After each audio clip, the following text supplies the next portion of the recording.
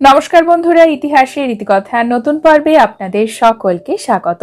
প্রত্যেক বছর ভাদ্র মাসের কৃষ্ণপক্ষে অষ্টমী তিথিতে অনুষ্ঠিত হয় জন্মাষ্টমীর ব্রত। জন্মাষ্টমী ভগবান শ্রীকৃষ্ণের জন্মতিথি। স্ত্রী পুরুষ সকলেই জন্মাষ্টমীর ব্রত পালন করতে পারে। ভগবান শ্রীকৃষ্ণ রোহিণী নক্ষত্রে জন্মগ্রহণ করেছিলেন, মধ্যরাত্রিতে জন্মগ্রহণ করেছিলেন। এই কারণে তার পুজো মধ্যরাত্রিতেই হয়, অর্থাৎ রাত্রি 12টাতে। ভক্তরা সারাদিন উপোস করে জন্মাষ্টমীর ব্রত পালন করেন। বন্ধুরা, আজকের পর্বে আমরা জানব জন্মাষ্টমী ব্রত পালন করার সময় বালগোপালের পুজো করতে যে 5টি পাতা আমাদের প্রয়োজন হয়। ভগবান শ্রীকৃষ্ণের পুজো এই 5টি পাতা ছাড়া অসম্পূর্ণ। আসুন জেনে নেওয়া যাক। লাড্ডু গোপালের পুজো জীবনে সমৃদ্ধি নিয়ে আসে, সুখ নিয়ে আসে, শান্তি নিয়ে আসে, সৌভাগ্যের আগমন ঘটায়। নিঃসন্তান দম্পতিরা সন্তান প্রাপ্তির আশাতে ভগবান শ্রীকৃষ্ণের বাল্যরূপের পুজো করেন। ভগবান শ্রীকৃষ্ণ আমাদের রক্ষাকর্তা। আমাদের জীবনের সকল বাধা বিপত্তি তিনি দূর করেন। দাপর যুগে ভগবান বিষ্ণু কংসকে ধ্বংস করার জন্য, মানুষকে রক্ষা করার জন্য শ্রীকৃষ্ণ রূপে অবতরণ করেছিলেন। বালগোপাল জন্মগ্রহণ করেছিলেন মা দেবকীর গর্ভে, কিন্তু তাকে লালন পালন করে বড় করেছিলেন মা যশোদা। বন্ধুরা, আমাদের হিন্দু ধর্মে প্রত্যেকটি পুজো পার্বণে সেই দেবী এবং দেবতার পছন্দের ফুল, ফল, মিষ্টি এবং বিভিন্ন ধরনের পাতা অর্পণ করা হয়। ভগবান শ্রীকৃষ্ণ তার অন্যথা নন। ভগবান শ্রীকৃষ্ণের পুজোতে আমরা যে পাতা ছাড়া পুজোই সম্পন্ন করতে পারবো না, সেটি হলো তুলসী পাতা। তুলসীকে হরিপ্রিয়াও বলে। ভগবান বিষ্ণুর যে কোনো রূপের পুজো তুলসী পাতা ছাড়া অসম্পূর্ণ। প্রত্যেকটি নৈবেদ্যে অবশ্যই তুলসী পাতা অর্পণ করবেন। বন্ধুরা, এই তুলসী পাতা কখনোই যেন পচা না হয়, ছেঁড়া না হয়, অক্ষত তুলসী পাতা হওয়া প্রয়োজন। ভগবান শ্রীহরির এই বিশেষ রূপের পুজো জন্মাষ্টমী ব্রতে বালগোপালের পুজো করার সময় গোপালকে তুলসীর মালাও অর্পণ করতে পারেন, খুবই উপকার পাবেন। এছাড়াও জন্মাষ্টমী ব্রতে আমাদের আরও একটি পাতার প্রয়োজন হয়, সেটি হলো দূর্বা ঘাস। দূর্বা ঘাস হিন্দু ধর্মে খুবই পবিত্র, প্রত্যেকটি পুজোতেই ব্যবহার হয়। দূর্বা ঘাসের উৎপত্তি সম্পর্কে আমরা ভগবান শ্রীহরির সংযোগ পাই। ভগবান শ্রীহরির শরীর থেকেই দূর্বা ঘাসের উৎপত্তি হয়েছে। এটিকে অমরত্বের প্রতীক হিসেবেও মনে করা হয়। দূর্বা ঘাস কখনোই পচে না। এই ঘাস যখন শুকিয়ে যায়, জল পেলে আবার সতেজ হয়ে ওঠে। এই কারণে একে অমরত্বের প্রতীক হিসেবে মনে করা হয়। দূর্বা ঘাস আমাদের শরীরকেও শীতল করে। বন্ধুরা, তৃতীয় যে পাতাটি আমাদের প্রয়োজন হবে সেটি হলো পান পাতা। পান পাতা অত্যন্ত শুভ। জন্মাষ্টমীর এই শুভ তিথিতে পান সুপারি এবং তার সাথে একটি ময়ূরের পালক বা বাঁশি আপনি যে কোনো রাধা গোবিন্দের মন্দিরে দিতে পারেন। এটাতে শুভ ফল পাবেন। এছাড়াও পান পাতা ঘট স্থাপনের সময় ঘটেও ব্যবহার করতে পারেন, খুবই শুভ ফল পাবেন। বন্ধুরা, চতুর্থ যে পাতাটি আমরা জন্মাষ্টমী ব্রতে ব্যবহার করি বা গোপাল পুজোতে ব্যবহার করা হয় সেটি হলো আম্রপল্লব। ঘট স্থাপনের জন্য সনাতন হিন্দু ধর্মে আম্রপল্লবের ব্যাপক ব্যবহার রয়েছে। আম্রপল্লব বা আম পাতা সৌভাগ্যের প্রতীক। সাধারণত বিজোড় সংখ্যায় আম্রপল্লব ব্যবহার করা হয়। সিঁদুর এবং হলুদ লাগিয়ে তারপরেই আম্রপল্লব ব্যবহার হয়। আম্রপল্লব 7টি, 5টি, 11টি, 9টি এইভাবে বিজোড় সংখ্যায় ব্যবহার করতে হয়। যে আম গাছে আম ফল হয়েছে সেই গাছের পাতাই ব্যবহার করবেন। খেয়াল রাখবেন এই পাতা যেন ছেঁড়া না হয়, পোকায় কাটা না হয়। সবসময় পরিষ্কার আম্রপল্লব ব্যবহার করার চেষ্টা করুন। 5 নম্বর যে পাতাটি জন্মাষ্টমী ব্রতে গোপালের পুজোতে প্রয়োজন হবে সেটি হলো কলা পাতা। কলা পাতায় নৈবেদ্য অবশ্যই সাজাবেন এবং গোপালকে অর্পণ করবেন। হিন্দু ধর্মে কলা পাতারও বিশেষ মাহাত্ম্য রয়েছে এবং খুবই শুভ বলে মনে করা হয়। বন্ধুরা, কলা পাতায় নৈবেদ্য অর্পণ করলে শুধুমাত্র যে মা লক্ষ্মী সন্তুষ্ট হন তা কিন্তু নয়, ভগবান শ্রীহরিও সন্তুষ্ট হন।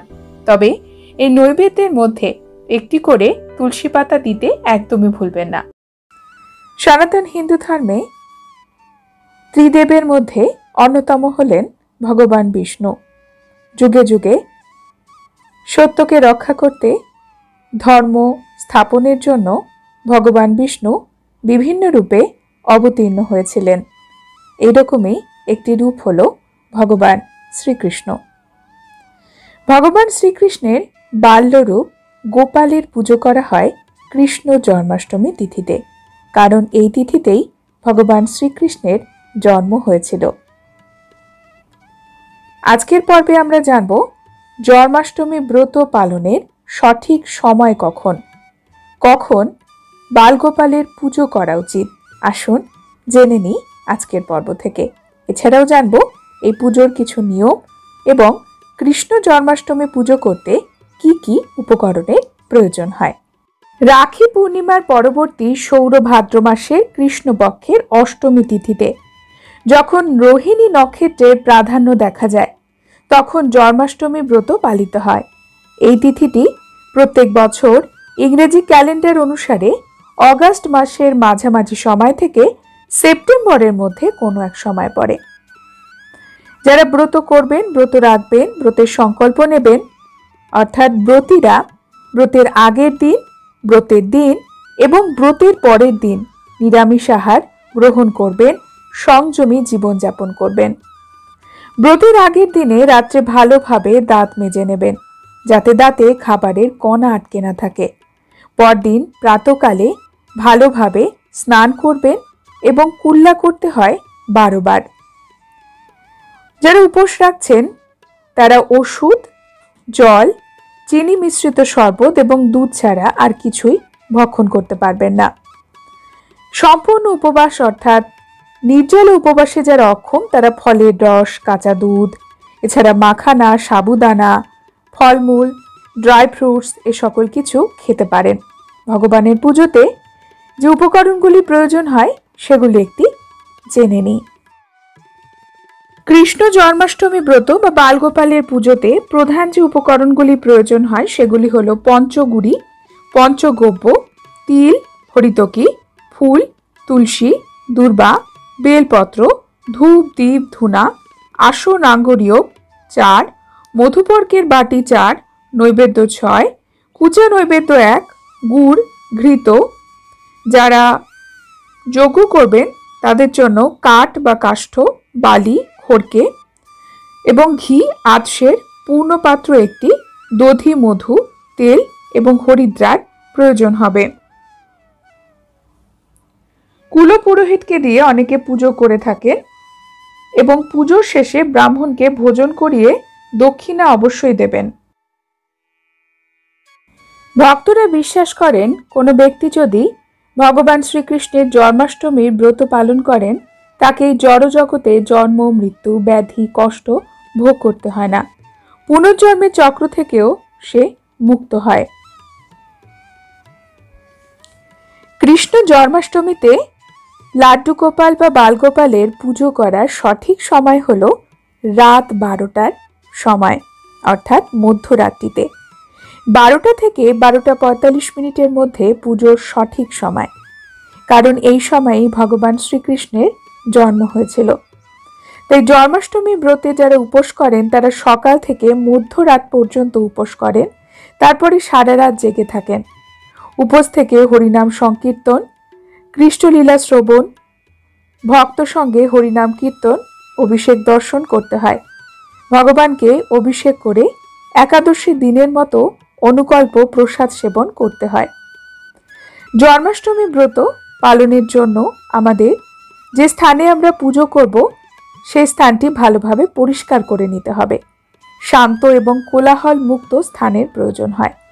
পরিষ্কার পরিচ্ছন্ন করে পুজোর জন্য স্নান অবশ্যই সারবেন। ভগবান শ্রীকৃষ্ণের একটি ছবি বা মূর্তি রাখবেন, তার সাথে গণেশ মূর্তিও স্থাপন করতে হয়, কারণ আমাদের হিন্দু ধর্মে সকল পুজোর আগে গণেশজির অর্চনা করা হয়, যাতে কোনো রকম বাধা বিপত্তি ছাড়া সেই পুজো সম্পন্ন হয়। পাশে অবশ্যই প্রদীপ রাখবেন, ফল, মিষ্টি, অন্যান্য পুজোর সামগ্রী, থালা সাজিয়ে রাখবেন। মাখন রাখবেন অবশ্যই। গোপালের প্রিয় খাবারগুলির মধ্যে কিন্তু মাখন মিছরি অন্যতম। ননি, নাড়ু, তালের বড়া, ক্ষীর, রাবড়ি, মালাই, মালপোয়া সাজিয়ে রাখতে হয় গোপালের সামনে। এগুলো কিন্তু গোপালের নৈবেদ্যের প্রথম এবং প্রধান উপাদান। প্রথমে গণেশজির প্রার্থনা করতে হয়, এরপরে কিছুক্ষণ ধ্যান করতে হয়, মন যাতে শান্ত হয়। প্রদীপ অবশ্যই জ্বালাবেন এবং এই প্রদীপ দেশি ঘিয়ের প্রদীপ হলেই ভালো। ওম নমঃ ভগবতে বাসুদেবায় এই মন্ত্র জপ করতে করতে ভগবান শ্রীকৃষ্ণের নাম সংকীর্তন করুন। এরপর ভগবান শ্রীকৃষ্ণকে ফুল অর্পণ করবেন।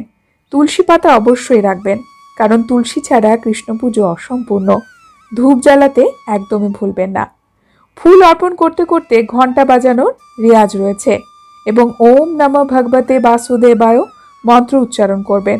ফল, মিষ্টি, অন্যান্য যে সকল নৈবেদ্য সাজিয়েছেন সেগুলো অর্পণ করবেন। প্রার্থনা শেষে কিছুটা জল ছিটিয়ে দিতে হয়। ভগবান শ্রীকৃষ্ণের এই মন্ত্র বেশ কয়েকবার মনে মনে উচ্চারণ করবেন। পুজো শেষে শ্রীমদ্ ভগবদ গীতা পাঠ করা হয়ে থাকে। ভগবান শ্রীকৃষ্ণকে আপনার মনস্কামনা বলবেন। শৃঙ্গার করবেন ভগবান শ্রীকৃষ্ণকে। শৃঙ্গার ভগবান শ্রীকৃষ্ণ খুবই ভালোবাসেন। জন্মাষ্টমীর পুজোতে অনেকে ভগবান শ্রীকৃষ্ণকে সোনা বা রূপোর বালা, কানের দুল, রূপো বা মুক্তোর কুণ্ডল পরান। পায়ে নুপুর এবং কোমরে কোমরবন্ধ পরাতে ভুলবেন না। সাজসজ্জায় তৃপ্ত হলে ভগবান শ্রীকৃষ্ণ নিজের ভক্তদের জীবনের সমস্ত বাধা অবশ্যই দূর করবেন। বন্ধুরা, আজকের পর্ব এই পর্যন্তই। পরবর্তী পর্বে নতুন একটি বিষয় নিয়ে আপনাদের সঙ্গে কথা হবে। ততক্ষণ সকলে সুস্থ থাকুন, ভালো থাকুন, আর পুরো ভিডিওটি দেখার জন্য আপনাদের অসংখ্য অসংখ্য ধন্যবাদ।